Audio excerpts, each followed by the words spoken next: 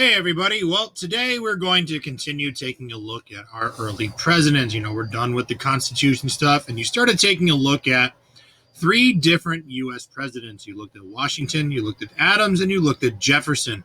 And when you looked at Jefferson, Jefferson was sort of trying to envision a new America. I'm going to get into that in a moment.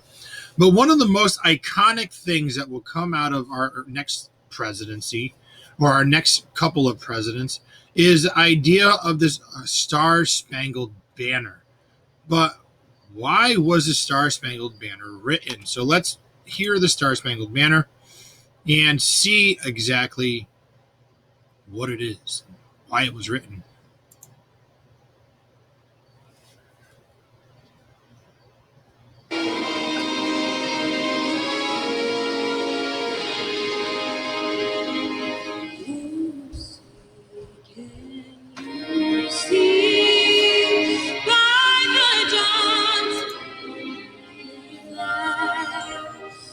So proudly we hailed at the twilight's last gleam, whose broad stripes and bright stars through the perilous fight, o'er the ramparts we watched were so gallantly streaming, and the rockets rocked the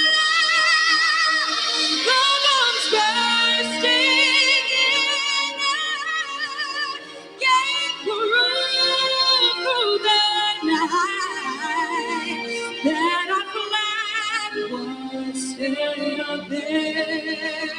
Oh, say does that star-spangled banner yet wave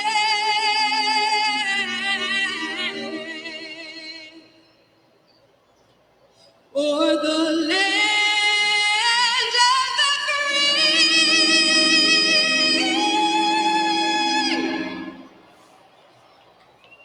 and the home of the great.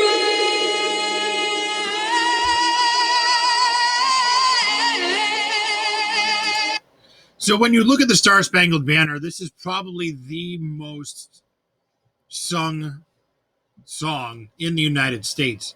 But why was it written? Why do we still pay tribute to it at every major sporting event?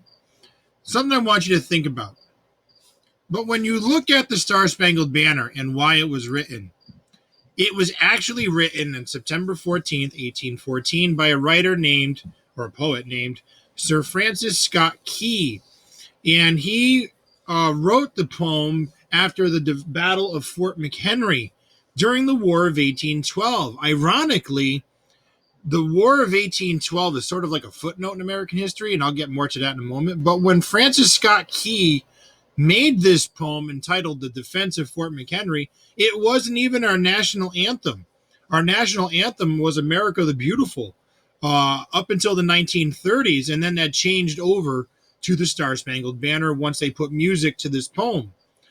So what we're going to get into today is really the War of 1812 and how the War of 1812 would get into one of the more iconic presidents, and because he could be known as either a saint or a sinner. We'll get into that in a moment.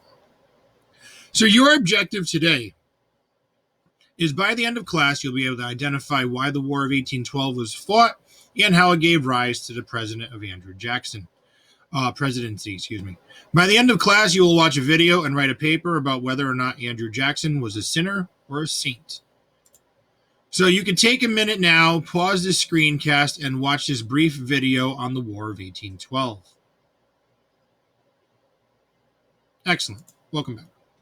So the War of 1812 in a nutshell. When you look at the War of 1812, again, the United States was still in its infancy. Thomas Jefferson had doubled the size of the country. Under President Washington, we did expand our territory through the Northwest Territory purchase or acquisition. where we had the states of Ohio, Indiana, Michigan, all of that area. But under Thomas Jefferson, we doubled the size of our nation. In 1806, with the Louisiana Purchase, Jefferson was able to acquire all the land, or most of the land, west of the Mississippi River. But the only reason we got that so cheap was because at the time, France was at war with England. This was known as the Napoleonic Wars. Well, Thomas Jefferson, he wanted to have a country that was run based on yeoman farmers. He wanted an agrarian society, and as we saw under Jefferson's presidency, that really wasn't the case, because everything Thomas Jefferson wanted to do, he ended up doing the opposite of what he wanted to do. Because when you look at Thomas Jefferson's presidency, he was handed a lot of different situations. He didn't want to do manufacturing, but because of the acquisition of the Louisiana Purchase, he ended up having to create more manufacturing. Well, because of the Napoleonic Wars, we ended up putting trade embargoes between us and England, and we didn't want to bring a lot of British goods in, but then England put embargoes on us because they thought we were helping France because we purchased this land, and then France thought we were helping. So it was a big back and forth. But what really set the Americans off was the idea of impressment. When Thomas Jefferson and other presidents that came after him, yes, they had these embargoes between England and France. Did it affect us greatly? Somewhat economically, but it wasn't enough for us to declare on one country or the other. But what really set us off between us and England was this concept of impressment. England would capture U.S. ships, and then they would put our sailors into service under the English flag. They automatically forced them into service in the Royal Navy with no chance of coming back to the United States. So this idea of impressment really angered a lot of congressmen.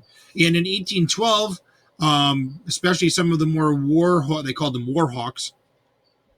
Well, one of the more famous war hawks was a guy by the name Henry Clay. He would openly want a declaration of war against England, and in 1812 they declared it. Now, with us declaring war on England, we had the bright idea of trying to invade Canada to stop the supply route of England bringing supply goods down to the Native Americans, because in the same time as we were declaring war on England, England was still supporting Native Americans in the United States so that they would constantly attack us. One of the more famous Native American generals, a guy named Tecumseh. He wasn't a general, but Native American leader. And so the United States felt that by invading parts of Canada, we would cut off Tecumseh's supply line, and ultimately we could acquire some of the Canadian land. Didn't work. The English forces were too strong. They kept pushing us back. And luckily, one of the things that Thomas Jefferson had done was he had actually increased our Navy. And so we were able to defend British invasions on Lake Erie and Lake Champlain from invading New York. And so we were able to push them back. Now, by 1814, by the summer of 1814, England had begun to invade the United States. They had actually sent troops into Washington, D.C., and we just didn't have the forces to defend it, and we ended up evacuating Washington, D.C. And the British set fire to Washington, D.C., burning it to the ground. At the time, President Adams, his wife had actually managed to save Washington's portrait as the White House was on fire. She reached into the burning window and pulled Washington's portrait off of the wall. And that was one of the things she was able to save before the White House was burned to the ground. By September of 1814, Washington, D.C. was already gone. It was burned. But the English troops had started making their way up towards the city of Baltimore, Maryland. And this is where the Battle of Fort McHenry took place. The English figured we could take this port, and then they would capture the city of Baltimore. They ended up not being able to take the fort. And it sort of came to a stalemate. The war ended up stalling for a few more months. No one gained land, no one lost land, and they sort of just went back and forth. And England needed to get out of this war because they couldn't afford a war on two fronts. They were fighting France, they were fighting us. And so John Quincy Adams, the son of John Adams, and Henry Clay, one of the war hawks that wanted the war in the first place, decided to meet English diplomats in Denmark to come up with a peace agreement. This became known as the Treaty of Ghent and was signed on Christmas Eve in 1814. However, didn't have text messaging, didn't have email back then, so it took time for the truce agreement to reach its way back to the United States. Unbeknownst to a ragtag group of soldiers, who was led by a man named Andrew Jackson, they invaded the city of New Orleans and took it back over. And that was in January of 1815. And from that point on, Jackson became a national hero. And when you look at Andrew Jackson, he's a unique character because, well, he's not related to me. I mean, I'm not related to him, I should say. But when you look at Andrew Jackson's presidency, he, they say that Donald Trump, his presidency mirrors a lot of what Andrew Jackson did. So what I put together for you is a giant document outlining a lot about Andrew Jackson's life. So when you look at Andrew Jackson, he has a nickname of Old Hickory because he was born in a log cabin. He was tough as nails. He didn't budge. If he didn't like you, he let you know it. He was known for dueling several people. He punched a few congressmen in the face because he didn't like them. So he was a very outlandish individual. And this document outlines Andrew Jackson's presidency because he was a man elected by the people for the people. One of the things a lot of you did a really good job was talking about how the Electoral College is not effective anymore. Maybe it should be redone. A lot of you thought it was fine. But again, when you look in terms of how we elect our officials, a lot of it usually is based on popular vote, except for that clause with the Electoral College. That's where it's a little different. But Andrew Jackson was not your typical congressman or statesman. He was a man for the people. He was not very overly educated, but he was tough as nails. He knew how to help the people. And what I want you to do is I want you to write no more than 3 pages outlining whether or not, whether or not Andrew Jackson was a sinner or a saint. So I want you to look through his life. So this document talks about his life before presidency, his military career. There's a lot of documents and stuff. One of the things Jackson will become known for, infamously, is something called the Trail of Tears. Or, if you want to get more technical, it's known as the Indian Removal Act of 1830, where Jackson forcibly removed Cherokee Indians off of their land in Georgia and South Carolina, going all the way down to parts of Mississippi and Tennessee. But when you look in terms of this idea of removing Native Americans, one of the things that we're going to look at is whether or not from the Indian Removal Act all the way through westward expansion, is this considered an act of genocide? So that's something we're going to look at as we look at our westward expansion. Now, going back to what you actually have to do. Now, as you go through this document, it's a lot of information. Take your time, read through it. You can annotate it. You have the ability to annotate your own readings. But again, take your time. I know a lot of you don't like to annotate anything. But what I've also given you is your outline for this paper. It is not a DBQ, but it is a position paper. You need to take a position. Was Jackson a good president or not? Or is he a sinner or a saint? However you want to word it, that's fine with me. But it cannot exceed 3 pages. You really can't even write this paper in 1 page.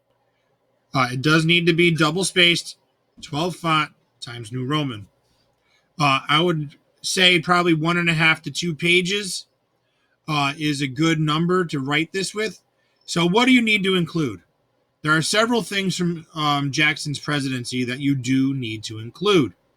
His Indian Removal Act, the Maysville Road veto, the nullification crisis, the kitchen cabinet, or it's also that's what they called Jackson's presidency or his cabinet advisors, the spoils system, the bank veto, his inauguration party.